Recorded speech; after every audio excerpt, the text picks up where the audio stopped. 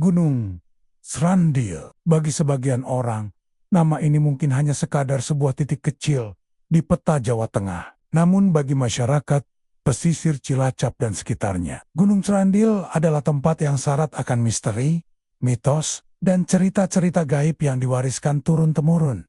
Gunung ini bukan gunung biasa, tingginya memang tak seberapa jika dibandingkan dengan gunung-gunung lain di Pulau Jawa, namun daya mistisnya seolah melampaui ketinggian apapun. Konon, di Gunung Srandil terdapat pintu gerbang menuju dunia gaib, sebuah tempat di mana dunia manusia dan dunia makhluk halus bertemu, berbatasan tipis, nyaris tanpa sekat. Para leluhur dan orang-orang pintar percaya bahwa siapapun yang memiliki hajat besar, entah itu kekayaan, jabatan, atau kekuasaan, bisa mendapatkannya melalui perantara makhluk-makhluk yang bersemayam di sini. Namun tentu saja, semua itu tidak diberikan secara cuma-cuma. Udara di sekitar Gunung Srandil selalu terasa berat.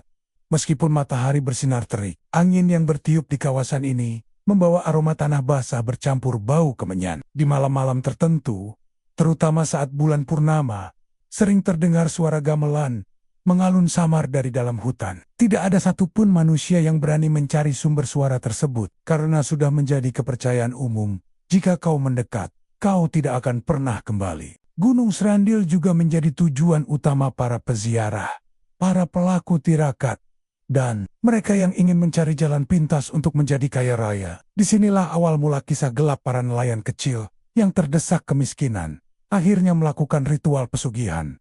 Sebuah jalan sunyi yang penuh janji, sekaligus kutukan. Banyak yang bilang, begitu seseorang membuka pintu perjanjian di Srandil, hidupnya akan berubah drastis. Harta datang bertubi-tubi, kapal berjejer di dermaga, dan emas mengalir seperti air. Tapi di balik itu semua, ada harga mengerikan yang menunggu untuk ditagih. Dan saat waktunya tiba, tidak ada satupun tempat untuk bersembunyi. Gunung Srandil tetap berdiri kokoh hingga kini, menjadi saksi bisu dari ribuan janji-janji gelap yang ditulis dengan darah, air mata, dan nyawa manusia. Di sebuah desa kecil pesisir selatan Jawa, tersebar kisah tentang seorang nelayan tua bernama Pak Wiryo.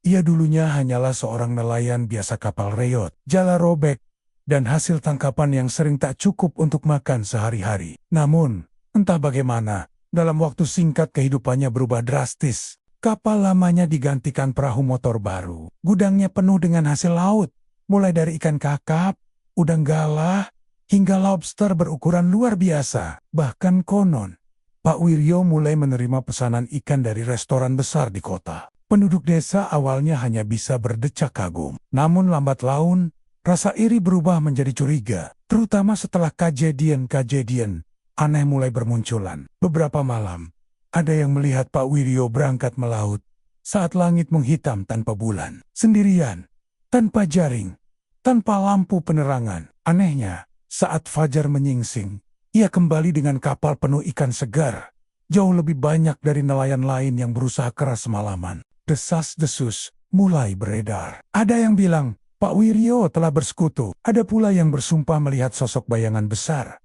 mengikuti kapalnya dari kejauhan, seolah melindungi atau mungkin mengawasi. Rumor pun akhirnya mengarah ke satu tempat, Gunung Srandil. Pak Wiryo, menurut bisik-bisik tetangga, pernah menghilang selama 3 hari 3 malam. Istrinya sendiri mengaku suaminya pergi untuk bertapa. Tapi apa mungkin sekadar bertapa bisa membuat orang yang semula nyaris bangkrut, tiba-tiba bisa membangun gudang es batu, membeli 3 kapal, dan punya puluhan anak buah? Tak sedikit yang percaya bahwa Pak Wiryo telah melakukan pesugihan laut, melakukan ritual di Gunung Srandil untuk mendapatkan ikan berkah. Ikan yang diberikan langsung oleh penghuni dunia gaib sebagai imbalan. Tapi, seperti semua pesugihan lainnya, itu bukanlah anugerah murni. Ada harga yang harus dibayar.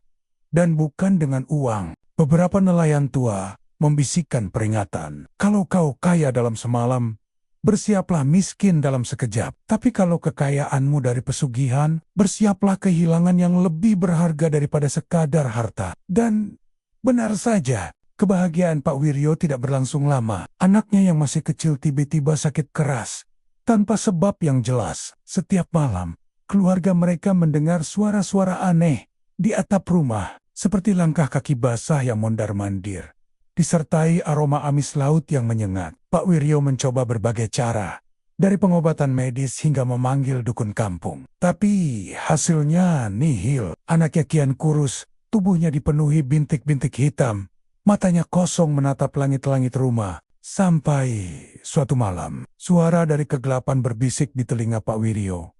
Janji harus ditepati, nyawa harus dibayar. Seketika itu, Pak Wiryo sadar, kekayaan yang ia nikmati datang bersama kutukan yang perlahan-lahan merenggut kebahagiaannya. Pak Wiryo tahu bahwa perubahan nasibnya bukanlah hasil kerja keras semata. Di lubuk hatinya, ia sadar bahwa ada perjanjian yang telah ia ikat di gunung Serandil, sebuah tempat yang oleh para tetua desa disebut sebagai gerbang antara dunia manusia dan dunia gaib. Ritual itu tidak sederhana. Malam itu, dengan tubuh gemetar dan hati diliputi ketakutan, Pak Wiryo mendaki lereng Gunung Serandil sendirian. Langit gelap tak berbintang. Angin menderu membawa bau anyir laut meski jarak ke pantai masih jauh. Suasana di sekitar gunung terasa aneh sepi. Terlalu sepi seolah semua makhluk hidup menghindar dari area itu. Di tengah hutan, Pak Wiryo menemukan sebuah batu besar berbentuk aneh, mirip seperti kepala ikan raksasa yang menganga. Di sanalah ia diperintahkan untuk melakukan ritual oleh seorang dukun tua yang telah ia temui sebelumnya. Syaratnya jelas, membawa sesajen berupa kepala kambing hitam tanpa cacat, membakar dupa wangi laut selama 3 jam tanpa henti, membacakan mantra yang hanya boleh diucapkan sekali seumur hidup. Dengan tangan gemetar, Pak Wiryo menyusun sesajen. Ia menyalakan lilin-lilin kecil berbentuk perahu di sekeliling batu. Angin berdesir keras, seolah ada sesuatu yang mulai bangkit dari dalam tanah. Mantranya berbahasa kuno, sulit dilafalkan. Namun begitu selesai dibacakan, tanah di bawah batu besar itu bergetar pelan. Kabut tebal mendadak muncul, melingkupi sekelilingnya. Dalam kabut itu, muncul sesosok makhluk tinggi besar, berbadan licin seperti ikan, namun memiliki wajah manusia yang tampak mengerikan. Matanya kosong, kulitnya kehijauan. Sosok itu tak berbicara dengan kata-kata, namun suara menggelegar langsung memenuhi kepala Pak Wiryo. Kau ingin hasil laut tak habis-habis? Bawa darahmu, bawa keturunanmu. Tanpa sempat menolak, Pak Wiryo merasa tubuhnya lumpuh. Dalam kondisi setengah sadar, ia hanya bisa mengangguk. Dan saat itu pula, perjanjian terikat. Sebagai gantinya, hasil lautnya akan berlimpah. Namun setiap 7 tahun, ia harus mempersembahkan sesuatu yang lebih berharga, darah keturunan sendiri. Bila ia ingkar, hasil lautnya akan membusuk di tengah perjalanan. Kapalnya karam dan keluarganya akan dikutuk menderita. Pak Wiryo tak pernah menceritakan ritual ini kepada siapapun. Namun tanda-tandanya mulai tampak. Setiap malam Jumat Kliwon, dari rumahnya sering terdengar suara perempuan menangis. Bau amis darah yang tidak wajar menguar dari sumur belakang rumahnya. Dan kini, saat anak semata wayangnya terkapar, ia sadar perjanjian itu menagih janji. Tak ada jalan mundur, tak ada maaf bagi mereka yang bermain dengan dunia gelap.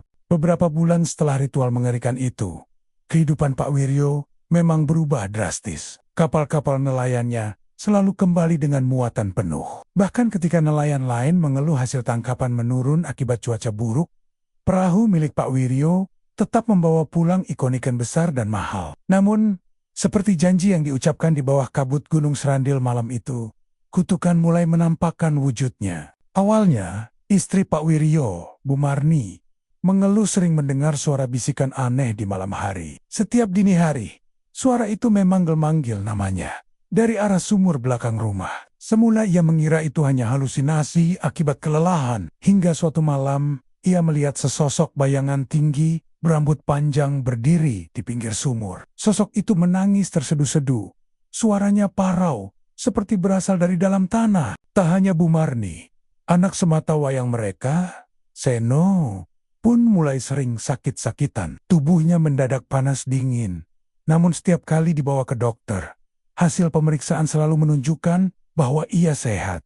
Tak ada penyakit apapun. Anehnya, setiap Seno mengigau dalam tidurnya, ia selalu mengucapkan kalimat yang sama berulang-ulang. Aku tidak mau ikut. Aku tidak mau tenggelam. Puncaknya, pada malam Jumat Kliwon bulan ke-7, seluruh desa digemparkan. Rumah Pak Wiryo mendadak berbau amis, seperti darah basi.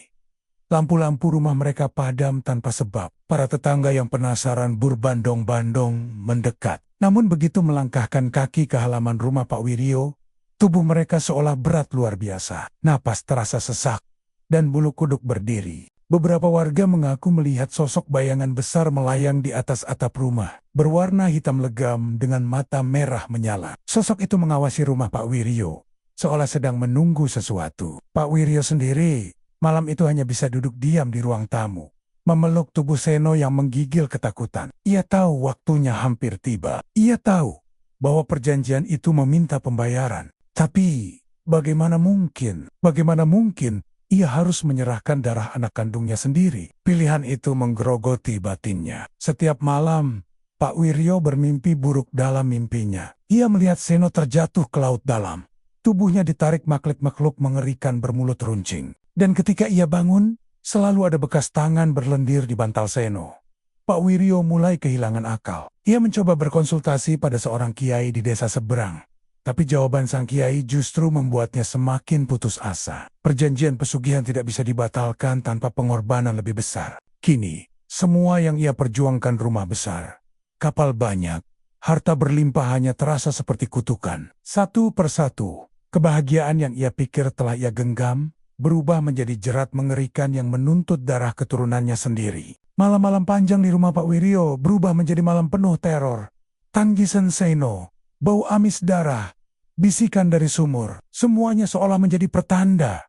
Kutukan Gunung Serandil telah benar-benar mengikat keluarga nelayan ini dan tidak ada jalan kembali. Dalam keputusasaan yang menyesakkan dada, Pak Wiryo mulai mencari segala cara untuk membebaskan keluarganya dari jerat kutukan Gunung Serandil. Setiap malam, ia pergi diam-diam ke berbagai dukun dan paranormal yang katanya memiliki kemampuan tinggi. Ia rela menghabiskan sebagian besar kekayaannya untuk ritual-ritual penangkal, bahkan untuk hal-hal yang terdengar tidak masuk akal sekalipun. Suatu malam, ia mendatangi seorang dukun tua bernama Mbah Sarwi yang tinggal di ujung desa, dekat hutan kecil. Dukun itu terkenal karena ilmunya yang kabarnya bisa mencabut kutukan asal tumbalnya sepadan. Di sebuah gubuk reot, dengan hanya ditemani cahaya lampu minyak yang berkelap-kelip, Mbah Sarwi menatap Pak Wiryo lama sekali, seolah bisa menembus isi hatinya. "Kutukanmu dalam sekali, Nak Wiryo," gumam Mbah Sarwi dengan suara serak. "Kau telah menyerahkan janji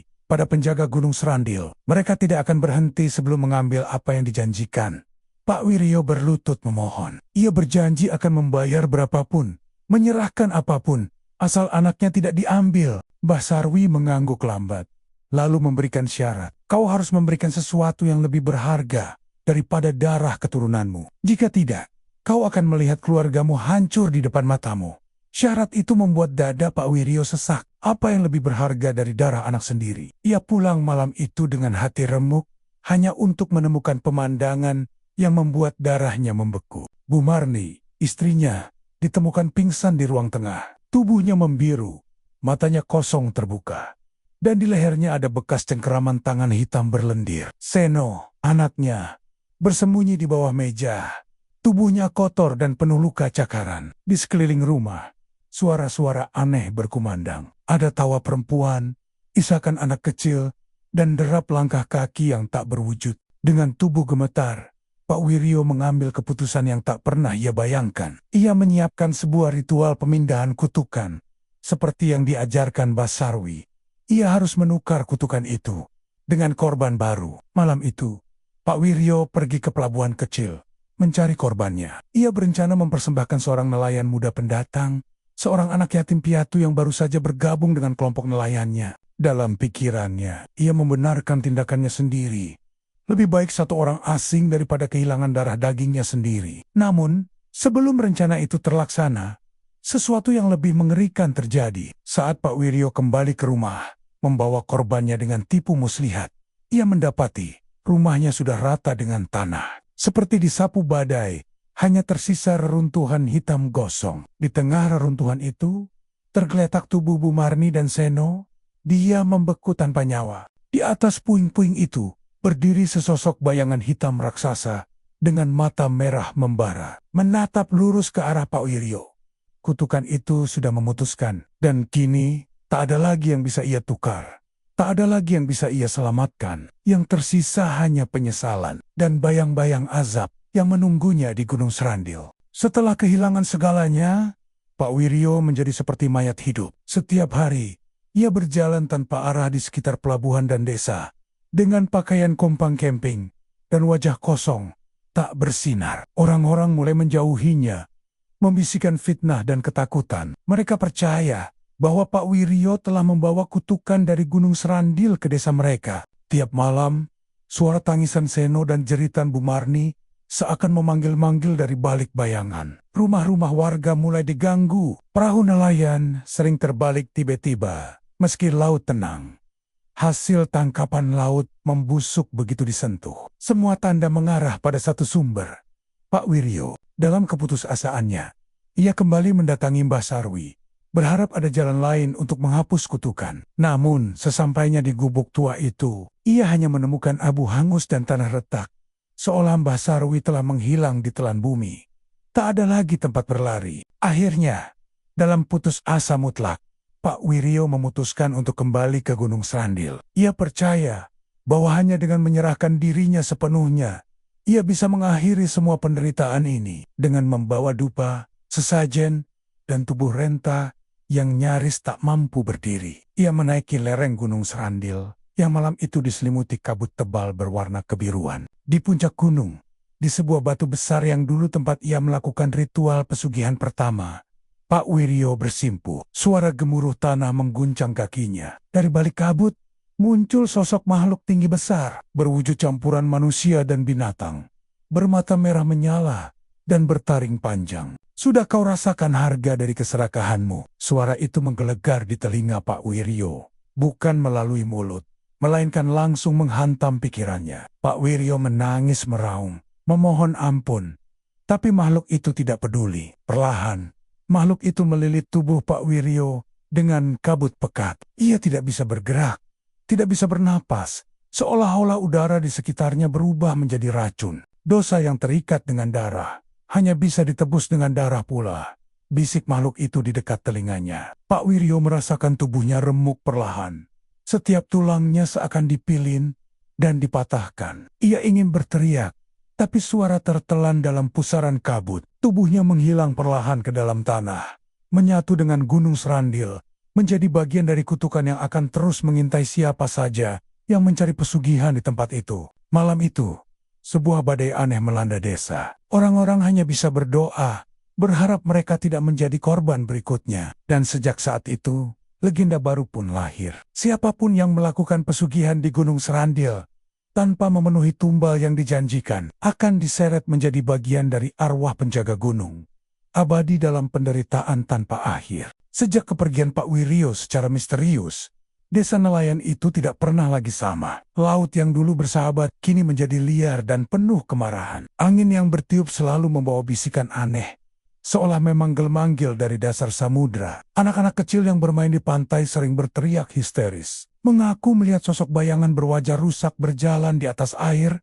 mirip dengan Pak Wiryo. Rumah Pak Wiryo kini dibiarkan kosong, tertutup ilalang dan tanaman liar. Namun, setiap malam Jumat Kliwon, dari dalam rumah itu terdengar suara pijakan kaki berat dan isak tangis memilukan. Seolah seseorang menyesali dosa yang tak terampuni. Tak ada seorang pun warga berani mendekat. Bahkan, para pemuda desa yang terkenal nekat pun lebih memilih berputar jauh ketika melewati rumah itu. Konon, setiap malam menjelang dini hari, perahu-perahu yang ditambatkan di dermaga akan bergoyang sendiri. Meski laut sedang tenang, seorang nelayan tua pernah bersumpah melihat sesosok bayangan hitam duduk di ujung perahunya, menatapnya dengan mata merah membara. Esok harinya, ia ditemukan meninggal, terapung di laut dengan wajah membiru dan ekspresi ketakutan luar biasa. Warga akhirnya sepakat. Tanpa banyak berbicara, mereka membangun sebuah tugu kecil di tengah desa. Tugu itu dibuat dari batu karang laut dan diberi sesajen setiap malam tertentu, sebagai bentuk perdamaian dengan arwah-arwah penasaran yang menghantui. Tidak ada upacara megah, tidak ada ritual rumit, hanya ketakutan sunyi yang menjadi doa mereka. Namun, kutukan itu seolah tidak pernah benar-benar lenyap. Anak-anak muda yang lahir bertahun-tahun setelah kejadian itu mulai merasakan efeknya. Mereka bermimpi aneh tentang laut yang menelan manusia hidup, tentang suara lirih yang membisikkan janji kekayaan besar dengan imbalan darah segar. Beberapa dari mereka bahkan hilang tanpa jejak setelah pergi melaut, seolah ditelan oleh sesuatu yang lebih mengerikan dari sekadar badai. Orang-orang tua di desa percaya bahwa roh Pak Wiryo kini menjadi bagian dari lautan dan Gunung Srandil itu sendiri. Ia terus mencari jiwa-jiwa baru untuk menggantikan tumbal yang belum lunas. Kutukan pesugihan itu telah menjadi warisan abadi. Dan selama masih ada manusia yang berani mendekati Gunung Srandil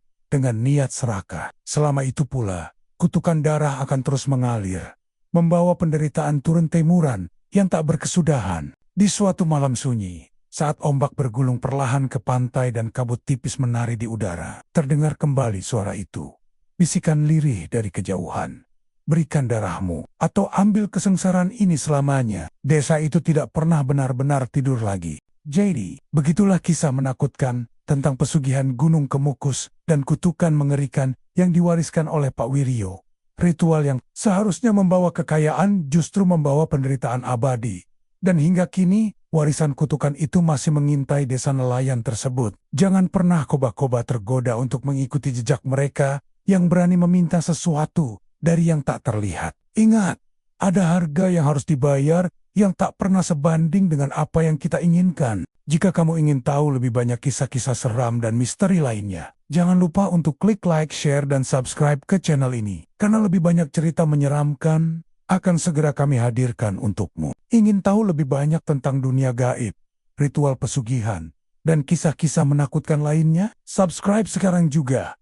Dan aktifkan lonceng notifikasi agar kamu nggak ketinggalan video terbaru dari kami. Komentar di bawah. Apa menurutmu pesugihan itu benar-benar ada? Atau hanya mitos yang menakutkan? Share pendapat kamu dan jangan lupa tag pantimanmu yang suka cerita horor.